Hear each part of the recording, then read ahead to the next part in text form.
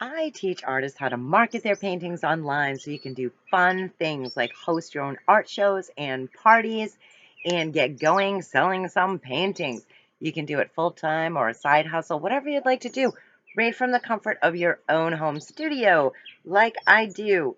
So, this video is about how the different structures of a shopping group, aka your collectors group for your artwork, or your VIP group, whatever it is that you want to call it. I call mine my collectors group.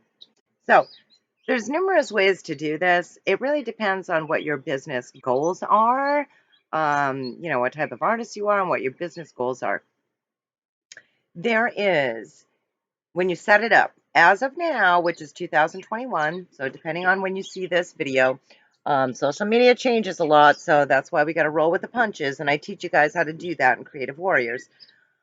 But as of now, when you go to set your group up, you can set it up as a general group or a buy, sell, trade group. So mine personally is a general group. And I do have some creative warriors that have theirs set up as a buy sell. It doesn't matter. Either way is fine. Like I said, it really depends on you and what your business goals are.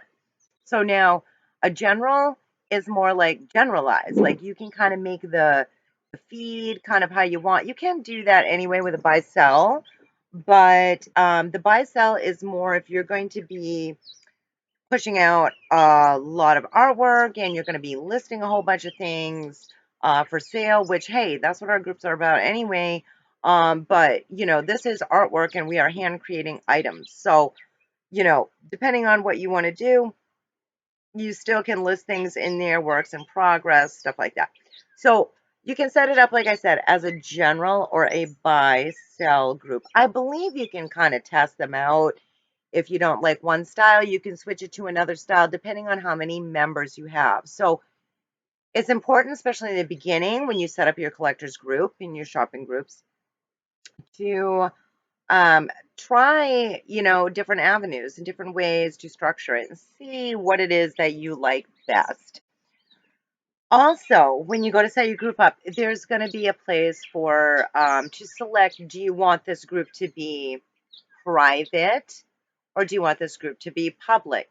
Now, I've set my own collectors group up using both of those different strategies. Currently, my group is private, but I did have it public for quite a while, and it worked just fine for me, mostly because people wanted to share all my paintings, and they're like, oh, I can't share it. But for my own business reasons, I have switched it back to a private group, but that is completely up to you. Now, you also can set it up, not if it's public, only if it's private. You can set the group up to be visible or invisible.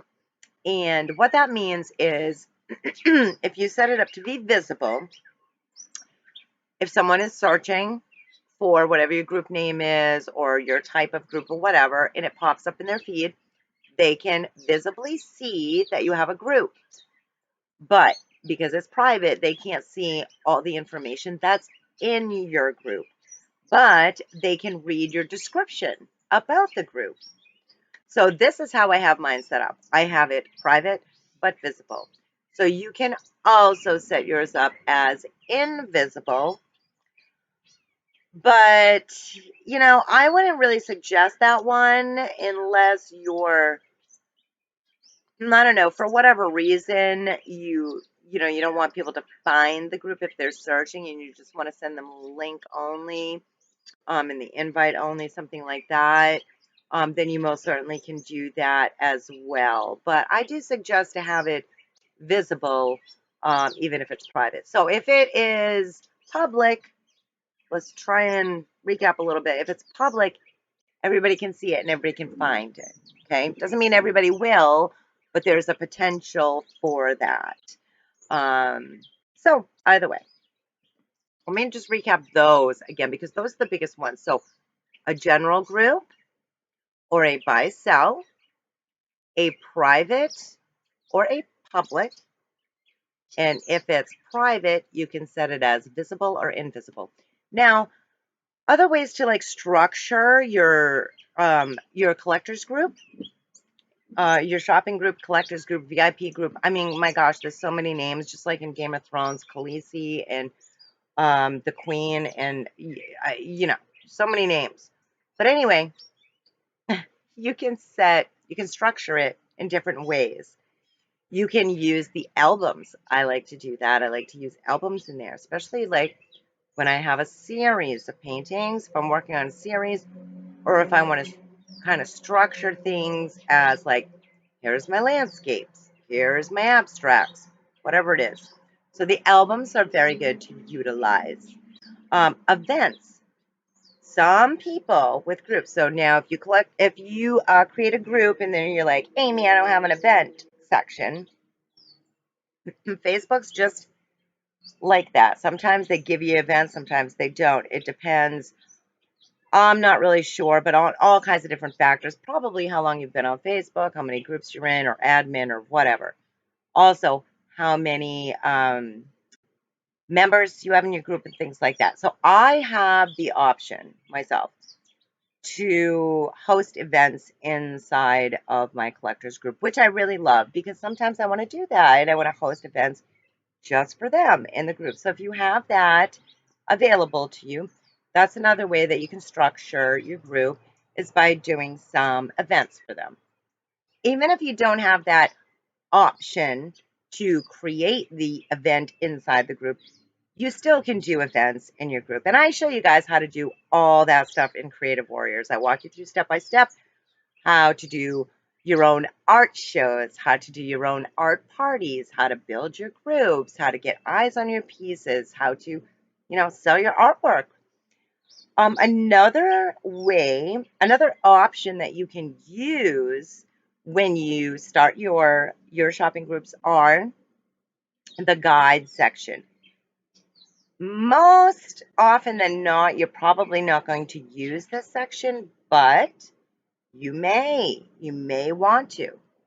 I can see it used for something like if you want to walk your members who are all in there because they love your artwork, this is your shopping group for your art collectors. If you want to walk them through a kind of step-by-step process of something, you can set up guides. Like if you want to say that you've been an artist for a long time and you have, you've got some press in the past, like maybe you're in the newspaper, maybe you did some interviews, um, maybe you've won some pieces at art shows, things like that. You could set up guides for that if you wanted to and be like, this is guide 1 when I had my interview in the newspaper. This is guide 2 when I won first place at the annual art show or something like that. And so then your collectors or future collectors that are in there can go through the guide section and click when they're done, like, oh, I didn't know she did that. That is so very awesome. And they can go through the guide.